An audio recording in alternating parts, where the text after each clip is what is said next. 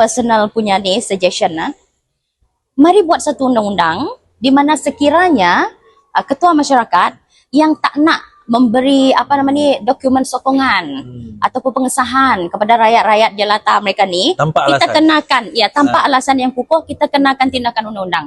Because lawan, tetap lawan. Okay. So, can you please introduce yourself? Boleh perkenalkan diri, siapa nama, daripada mana, latar belakang etnik, kemudian persatuan apa? Saya Ilya dari Baram, suku Penan. Currently, I am macam advisor untuk Persatuan PENA. PENA stand for Penan Baram Empowerment Networking Association. Okay. So that's a little bit about me. Yeah, and one of the issue yang persatuan kami have been championing since 2018 was MyKad citizenship issue lah. Yeah. So MyKad citizenship issue di dalam dia di kalangan kaum Penan maksudnya. Yeah. So adakah benda ni betul-betul serius di kalangan kaum Penan atau sekadar cakap-cakap saja? Nice question. It is definitely serious. Benda yang memang betul real. Even in the 21st century sekarang kan, 2024.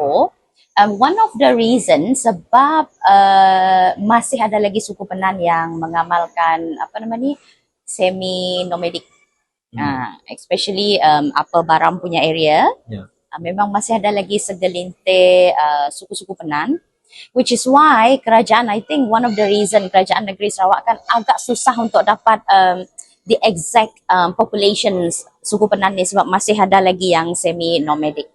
Jadi definitely kalau sudah semi-nomadic tu, they don't, ada yang tidak tahu betapa pentingnya untuk register kelahiran bayi-bayi ni. So apabila anak sudah meningkat dewasa, kemudian you like it or not, they cannot run away from development kan, sebab finally they have to send their children go to school. Then di situlah masalah ini tadi occur, di mana budak-budak tak boleh pergi sekolah sebab tak ada CJ kelahiran. So when you tak ada CJ kelahiran, definitely MyKad memang stuck lah. Yeah. This is one of the problem lah. Ada lagi satu masalah di mana orang Penan ni kahwin campur dengan orang luar, dengan orang-orang dari negara jiran, Filipina, Indonesia. Orang luar izin bukan orang luar bangsa dia tapi orang luar negara. Yes, luar negara, betul. Itu lagi another complicated issue. Your area bersempadan dengan betul, sangat dekat Indonesia. Kan? Yes, betul. Indonesia. So itu antara isu lah. Lepas tu terdapat juga masalah pendaftaran detail anak tu. Suku-suku Penan ni dah bawa anak register, tetapi ada juga detail yang which I think benda yang boleh disettle. Contohnya macam jantina anak. Yeah. Ada dulu terjadi kes tu di kampung saya sendiri di Menok. Baby ni baby lelaki tapi ditulis di situ perempuan. Nama pula daripada Alexander jadi Alexandria macam tu. So just because of this, kesalahan detail yang sebegini, which I think boleh diubah instantly. Pergi ke counter, ubah instantly. But then benda yang sebegini pun menyebabkan baby ni tadi mengalami kesulitan untuk dapat MyKid. I see. Jadi but thank God, syukur juga sebab baru-baru ni I follow up dengan mami budak tu. Dia cakap dah settle. Itu pun mengambil masa. I think budak ni dah masuk darjah 2 ataupun darjah 3, then only settle. After daripada dia kecil. Betul, daripada baby. Baby. Isu yang macam ni, mami ni cakap, I really need to have my baby, to have my kid tau. Yeah. Tapi hanya kerana detail yang sebegini, kena hantar pergi kucing lah untuk pindaan. Pindaan jantina saja. Sampai mami tu cakap, do you need me untuk tunjukkan dengan you? Sampai tahap yang macam tu. Okay, what are the numbers? In term of sekarang ni estimation numbers if you have a exact numbers yang sekarang ni kita panggil sebagai stateless tetapi MyKadless. MyKadless. Ataupun dia pendaftaran less ni di dalam di kawasan you ataupun I like that term, MyKadless. Saya rasa itu lebih sesuai lah.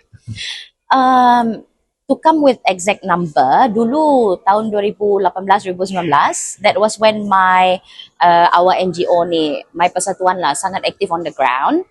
Tapi selepas COVID, then we lost track lah macam tu. Tapi masa I aktif dulu tu, itu pun sebab kapasiti kita sangat limited. Kita NGO kan. So, funding tak cukup apa semua untuk cover satu area. Baram ni sangat besar tau. Baram almost as big as negeri Pahang.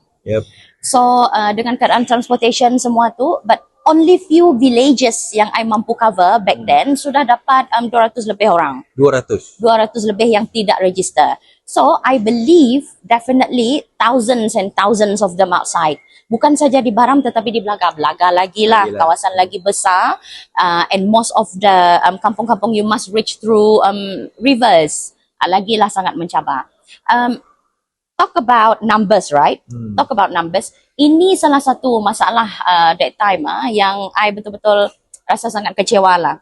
Because I've been trying to reach ini JPN, lepas tu and dengan bantuan beberapa orang YB yang memang keen want to go on the ground untuk minta statistik, minta numbers dan data supaya kita sebagai NGO pun kita boleh save budget. Once kita tahu orang Penan di kawasan certain, contohnya Patah kah, Penan, so Baram kan besar, so dia ada distrik sendiri, kawasan sendiri, Patah kah, Magoh area kah, then kita pun boleh strategize, you know, lebih fokus. Tetapi even I have to ask help from YB pada waktu itu, YB Ting Tong Chun lah, YB Dr. Ting Tong Chun dari DAP pada waktu itu untuk minta data daripada JPN, tapi mereka tak keluarkan.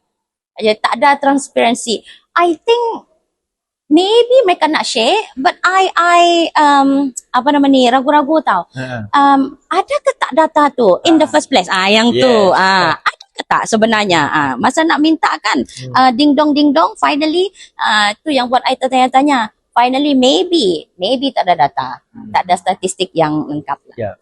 Mungkin sebenarnya sepatutnya kalau tak ada pun data, JPN ataupun KDN lah, kerjasamalah dengan NGO. Betul. Dan NGO go on the ground dan buat survey dan sebagainya. Betul. Okay. Now, having said that, apakah antara cabaran paling besar untuk nak dapatkan IC biru ni, untuk membantu dapatkan IC biru kepada penduduk? I mean, kita tahu transportation is one of it. Okay. Tapi apa lagi cabaran-cabaran ataupun sebab sebenar kenapa mereka tak dapat IC? At the end of the day kan,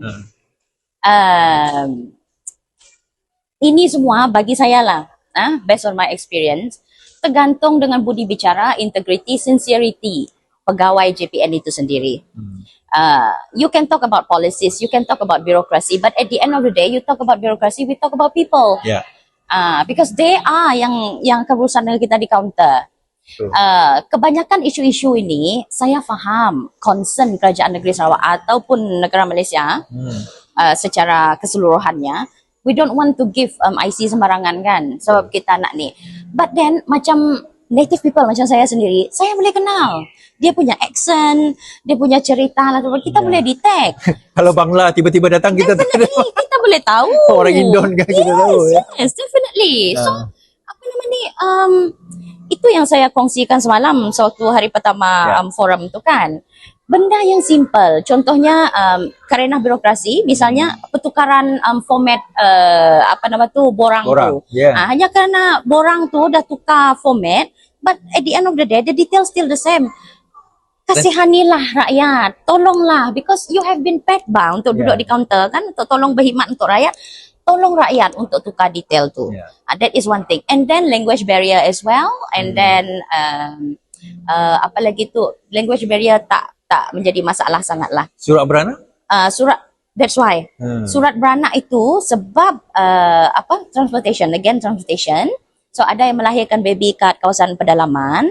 So nak turun tu satu kos tinggi. Kawasan pedalaman, nak turun ke Bandaraya Miri, nanti nak stay lagi di hotel semua, makan semua, transportation dah berapa ribu untuk one trip tau. Lepas tu nak balik lagi, itu salah satu kekangan.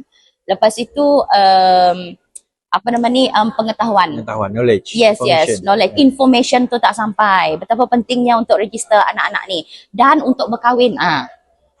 if you kahwin kan, mesti ada surat kahwin tu, sijil pendaftaran perkahwinan tu, untuk bawa register untuk birth cert. Jadi banyak perkahwinan di kampung ni yang dia tak register. Dia buat kahwin adat saja. Tetapi sewaktu PENA turun padang 2018 tu, I did discuss this matter with UKBM pada waktu itu. Sebab JPN mereka ada UKBM tahu, Unit Khas Bergerak. Mereka memang betul pergi ke kampung even before 2018. So I discussed that with them dan mereka boleh tolong tahu. That's why I said semua gantung pada budi bicara. So mereka boleh tolong. Facilities tool semua dah ada. Dah ada. So yang tu mereka boleh tolong dan mereka cakap yang penting ketua kampung, ketua masyarakat lah dan penghulu CHOP buat type satu simple letter. The most important thing, ketua masyarakat ni stamp, and then ini boleh backup untuk register anak yang akan lahir. So senang kan? But again, kerana campur tangan politik ke atas ketua masyarakat, terdapat pula kes-kes di mana penghulu ketua kampung tak nak stamp kalau kau bukan pengundi parti aku. So complicated. That is unfair lah. Okay, so finally, what would your suggestions be untuk memudah carakan perkara ini? Cadanganlah mungkin. Sebab mungkin saya hantar video ni kepada Menteri KDN. Kan? So what would be specifically untuk Kaum Penan dan juga di Belaga Baram, specifically for that area, what would be a suggestion? Actually, saya tahu untuk case registration ni kan, we need to collaborate dengan banyak pihak. Definitely we need legal friends jugalah untuk help.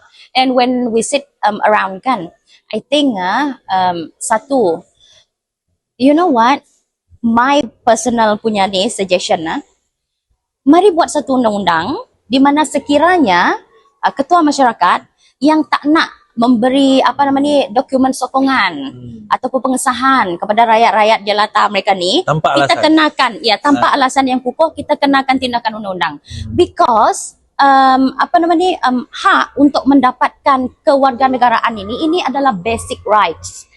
Benda ni yang kita kena force supaya keputusan untuk memberi sokongan kepada applications of birth cert ataupun MyKad ni kan tidak dipengaruhi oleh politics ataupun mood seseorang leader itu. Ya, betul. Sepatutnya political inclination ataupun parti yang kita sokong itu sepatutnya tidak mempengaruhi keputusan kita dalam luar parti politik. Definitely. Baik. Thank you very much. Terima kasih kerana bersama kita, and I hope teruskan usaha anda dengan baik. Thank you so much. Thank you for having me as well.